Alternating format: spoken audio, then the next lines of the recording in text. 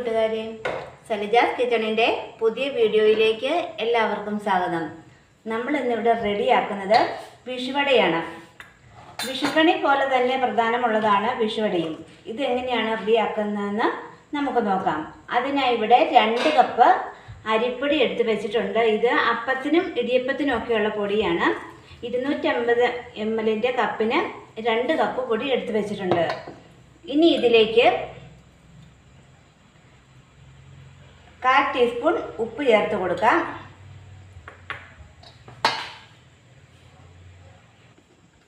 ഇനി ഇതിലേക്ക് നന്നായിട്ട് തിളച്ച വെള്ളം ഒഴിച്ച് ഇതൊന്ന് കലക്കിയെടുക്കണം.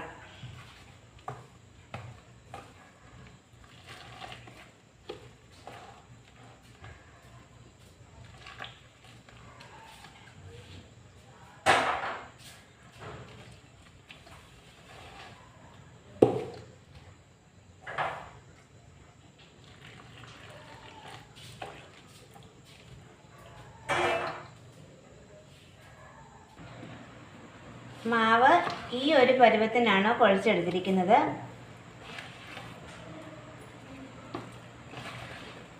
ഇനി നമുക്ക് അതിലേക്കുള്ള കൂട്ട് റെഡിയാക്കി എടുക്കാം.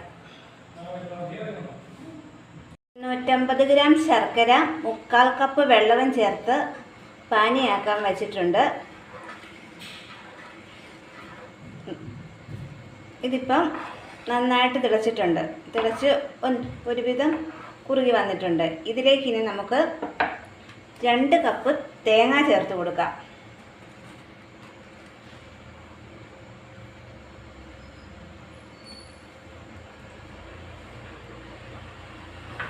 ഒപ്പം തന്നെ 1/2 ടീസ്പൂൺ ഏലക്കാപ്പൊടി ചേർത്ത് കൊടുക്കാം.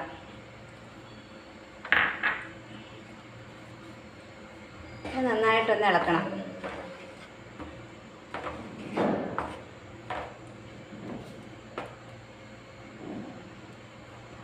ആ കൂടെ തന്നെ ഒരു വലിയ ഏത്തപ്പഴം ചെറുതായിട്ട് അരിഞ്ഞു വെച്ചിരിക്കുന്നതാണ്, അതും കൂടെ ചേർത്ത് കൊടുക്കാം.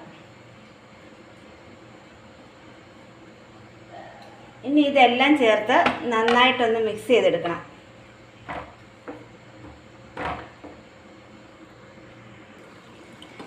തേങ്ങ ഏത്തപ്പഴക്കൂട്ട് ഇവിടെ റെഡി ആയിട്ടുണ്ട്.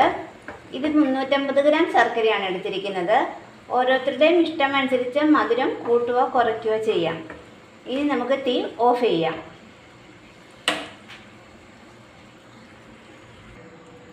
ഇനി നമുക്ക് ഈ മാവ് പരത്തിയെടുക്കണം. അതിനായി വാഴയില കട്ട് ചെയ്ത് ഒന്ന് വാട്ടി വെച്ചിട്ടുണ്ട്. ഇനി കുറേശ്ശെ മാവ് എടുത്ത് വെച്ച് കയ്യിലൽപ്പം എണ്ണ തിരുമ്മിയതിന് ശേഷം ഇത് നന്നായിട്ടൊന്ന് പരത്തി കൊടുക്കണം.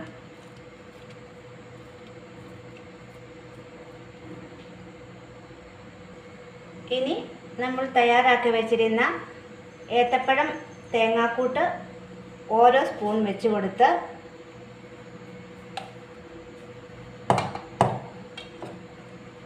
ഇലയൊന്ന് മടക്കിയെടുക്കണം.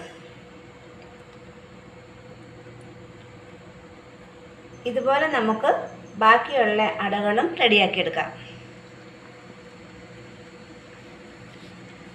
എല്ലാ അടയും ഇവിടെ റെഡിയാക്കി എടുത്തിട്ടുണ്ട്. ഇത് നമുക്കിനി ഒന്ന് വേവിച്ചെടുക്കണം. അതിനായി ഒരു അപ്പച്ചമ്പിൽ എടുത്ത് വെച്ച് ഇനി അട ഇവിടെ വെന്ത് വന്നിട്ടുണ്ട്. നമുക്കിനി തീ ഓഫ് ചെയ്യാം. സ്വാദിഷ്ടമായ വിഷുവട ഇവിടെ റെഡിയായിട്ടുണ്ട്. എല്ലാ കൂട്ടുകാരും ട്രൈ ചെയ്യുക. വീഡിയോ ഇഷ്ടമായാൽ ഷെയർ ചെയ്യാനും ലൈക്ക് ചെയ്യാനും സബ്സ്ക്രൈബ് ചെയ്യാനും മറക്കല്ലേ. പുതിയ വീഡിയോയുമായി അടുത്ത ദിവസം വീണ്ടും വരാം. Thank you.